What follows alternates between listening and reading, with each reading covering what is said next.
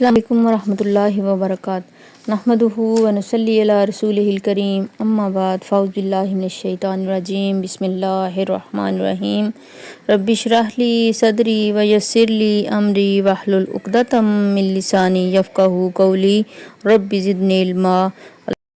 السلام علیکم ورحمۃ اللہ وبرکاتہ نحمدہ ونصلی علی رسولہ الکریم اما بعد فاعوذ باللہ من الشیطان الرجیم بسم اللہ الرحمن الرحیم رب اشرح لی صدری ویسر لی امری واحلل عقدۃ من لسانی یفقہوا قولی رب زدنی علما اللہم فقہنا فی الدین آمین۔ جی کیا حال ہے؟ سب کے خیریت سے ہیں؟ الحمدللہ۔ آج ہم سورہ البقرہ آیت نمبر 108 اور 109 پڑھیں گے۔ اللہ پاک ہمیں عمل کی توفیق بخشے، آمین۔ لفظی ترجمہ دیکھتے ہیں۔ ام کیا، تریدون را واو دال تم چاہتے ہو، ان کے، تسألو سین حمزہ لام روٹ ورڈ ہے، تم سوال کرو، رسولکم اپنے رسول سے، کما جیسا کہ، سئلہ سوال کیے گئے، موسیٰ علیہ السلام، من قبل اس سے پہلے، ومن اور جو کوئی، یتبدل الکفر با دال لام روٹ ورڈ ہے، بدل لے گا یا بدلے میں لے گا یا تبدیل کر دے گا، الکفر کفر کو، بالایمانی ایمان کے، فقد تو تحقیق، ضل ضاد لام روٹ ورڈ ہے، وہ بھٹک گیا، سواء سین واو یا روٹ ورڈ ہے، سیدھے، السبیل سین با لام روٹ ورڈ راستے سے، ودّا چاہتے ہیں، واو دال روٹ ورڈ ہے، کثیرن بہت سے، من اہل الکتابی اہل کتاب میں سے، لو کاش، یردونکم را دال روٹ ورڈ ہے، وہ پھیر دیں تمہیں، من بعد ایمانکم تمہارے ایمان کے، کفارن کافر بنا کر، حسدن ہا سین دال حسد کی بنا پر، من عندی پاس سے، انفسہم اپنے نفسوں کے، من بعد اس کے، ما جو، تبینہ با یا نون روٹ ورڈ ہے، واضح ہو گیا، لہم الحق ان کے لیے حق، فاعفو عین فا واو پس معاف کر دو، وصفحوا صاد فا ہا اور درگزر کرو، حتی یہاں تک کہ، یأتی اللہ لے آئے اللہ، بِأَمْرِهِ اپنا حکم، ان بے شک اللہ واللہ، علی اوپر، کلی ہر شیء چیز کے، قدیر بہت قدرت رکھنے والا ہے۔ تفسیر دیکھتے ہیں۔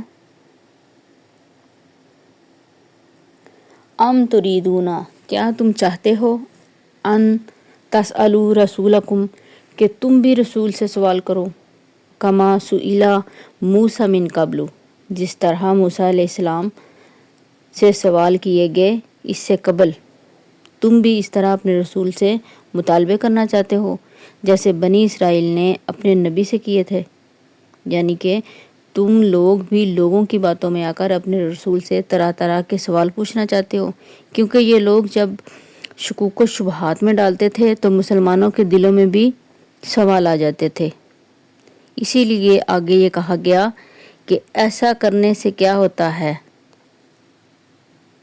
بتایا گیا، وَمَن يَتَبَدَّلْ ایسا کرنے سے کیا ہوتا ہے، بعض اوقات انسان کا ایمان چلا جاتا ہے، وَمَن يَتَبَدَّلِ الْكُفْرَ بِالْإِيمَانِ جو ایمان کے بدلے کفر لے گا، فَقَدْ ضَلَّ سَوَاءَ السَّبِيلِ وہ سیدھے راستے سے بھٹک جائے گا، بال کی کھال اتارنا، فضول سوالات کرنا، بیکار کی بحثیں کرنا یہ ناپسندیدہ ہے۔ مومن کا کیا کام ہے، سمعنا وأطعنا ہم نے سن لیا اور ہم نے اطاعت کی، جب ایک بار مان لیا جب ہمارا اعتماد ہو گیا ہے تو پھر جھگڑا ہی ختم۔ عبرت اور نصیحت کی نیت سے ضرور سوال کریں۔ سمجھ آئی ہے کہ نصیحت اور عبرت ہو سوال کے اندر۔ اعتراض اور بحث کی نیت سے کیا ہوگا؟ ایمان ختم ہو جائے گا۔ وَمَن يَتَبَدَّلِ الْكُفْرَ بِالْإِيمَانِ، حدیث میں آتا ہے کہ نبی کریم صلی اللہ علیہ وآلہ وسلم نے فرمایا کہ جو میں تم کو بتا رہا ہوں اس پر تسلی رکھو، کیونکہ تم سے پہلے کے لوگ ہلاک ہوئے اپنے انبیاء کی کثرت سے سوال اور اختلاف کرنے کی وجہ سے۔ ابن ماجہ حدیث نمبر 2 باب السنہ۔ اس کا مطلب یہ نہیں کہ ضرورت کے وقت ہم سوال ہی نہیں پوچھ سکتے اور بات کی وضاحت نہیں پوچھ سکتے ہیں ضرور، لیکن اعتراض کا انداز اور مطالبے کا انداز جو ہے ان باتوں سے منع کیا گیا ہے کہ جب ہم سوال کریں تو اس میں اعتراض نہ ہو ہمارے انداز میں اور مطالبہ نہ ہو ہمارے انداز میں، بلکہ ہم سیکھنے کی کوشش کریں کہ اگر ہمیں علم کی سمجھ نہیں آ رہی تو کسی علم والے سے پوچھ لیں، سمجھیں اس کو۔ مقصد کیا ہے؟ سمجھنا ہونا چاہیے اور عمل کرنا ہونا چاہیے مقصد ہمارا۔ ایک اور جگہ حدیث میں آتا ہے کہ نبی کریم صلی اللہ علیہ وآلہ وسلم نے فرمایا کہ مسلمانوں میں سب سے بڑا مجرم ہے وہ شخص، حدیث کا مفہوم بتا رہی ہوں، کہ جس نے کسی ایسی چیز کے بارے میں سوال کیا جو حرام نہیں تھی اور اس کے سوال کرنے کی وجہ سے وہ حرام ہو گئی۔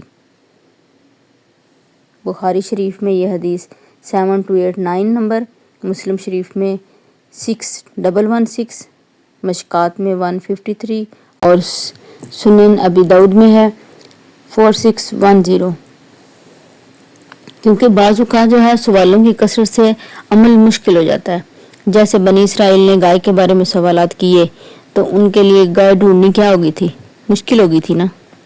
تو جب آپ نے سوال کیا کسی سے، پھر اس سوال میں مزید سوالات کرنے لگ گئے، تو اگر آپ کو جواب دینے والے نے دلیل کے ساتھ جواب دے دیا ہے تو پھر وہ جواب جان کے آپ کہیں نہیں یہ تو مشکل ہے، ہم جیسے پہلے کر رہے تھے ویسا ہی ٹھیک ہے، ویسے ہی کر لیں گے، تو پھر خرابی ہے، یہاں پہ پکڑ ہوگی۔ پھر جب پتہ چل گیا، علم آ گیا، پھر عمل نہ کرنا یہ غلط ہے، حساب ہوگا پھر۔ لہٰذا سوال تب کریں جب آپ سنجیدہ ہوں، کس کے لیے؟ عمل کرنے کے لیے۔ تو یہاں جو بات ہو رہی ہے نا وَمَن يَتَبَدَّلِ الْكُفْرَ بِالْإِيمَانِ، کیونکہ کفر کیا ہے؟ انکار ہی کفر ہے نا۔ کس چیز کا؟ سوال کرنے کے بعد حق کا پتہ چلنے اور پھر اس کا انکار۔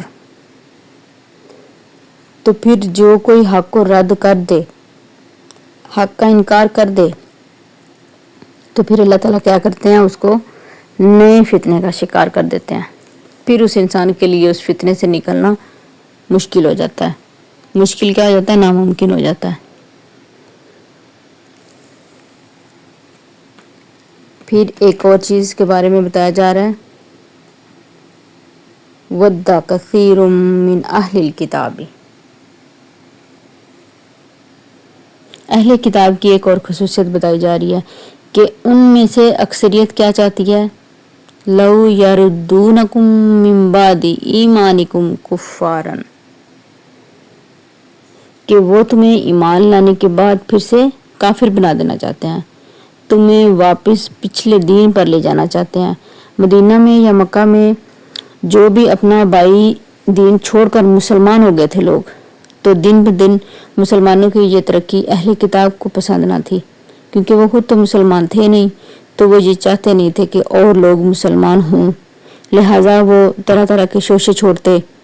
مقصد کیا تھا ان کا؟ کہ مسلمان اپنے دین سے بد دل ہو کر واپس لوٹ آئیں اس دین کی طرف جس سے وہ گئے تھے۔ تو یہاں پہ اس آیت میں اللہ سبحانہ وتعالیٰ مسلمانوں کو خبردار کر رہے ہیں کہ یہ چاہتے ہیں تمہارے ایمان لانے کے بعد تمہیں واپس اسی دین کی طرف لے جائیں، تمہیں واپس کافر بنا دیں۔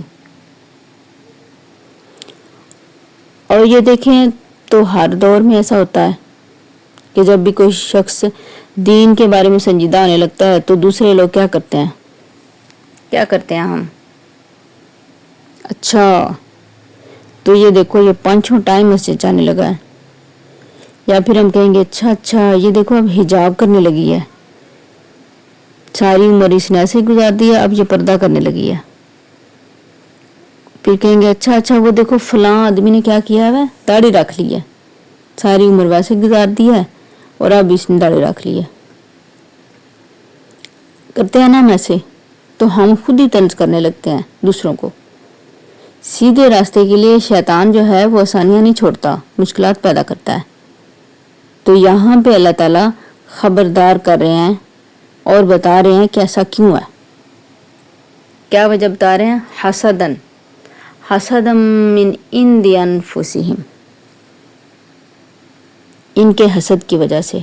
من بعد ما تبین لہم الحق, اس کے بعد کہ ان کے لیے حق واضح ہو چکا ہے. کیونکہ نبی کریم صلی اللہ علیہ وسلم کی آمد کا وہ پہلے سے انتظار کر رہے تھے. یہ ہم پہلے کافی دفعہ پڑھ چکے ہیں. ان کو نشانیاں پتہ تھی. جب آپ صلی اللہ علیہ وسلم آئے تو انہوں نے پہچان لیا, حق سامنے آ گیا. چونکہ ان کا یہ خیال تھا کہ نبوت ان کا حق ہے, نبوت ان کے پاس آنی چاہیے تھی, جبکہ آئی عربوں کے پاس. تو اس وجہ سے وہ کیا ہو گئے؟ حسد کا شکار. حسدم من عند انفسہم, حسد کا شکار ہو گئے. اب دیکھیں, جب آپ کو پتہ چلے, عام زندگی میں لیں, دین کی بات اگر ہم کریں گے نا, تو دین تو جو آج کل کے حالات ہیں کم ہی لوگوں کو پیارا ہوتا ہے.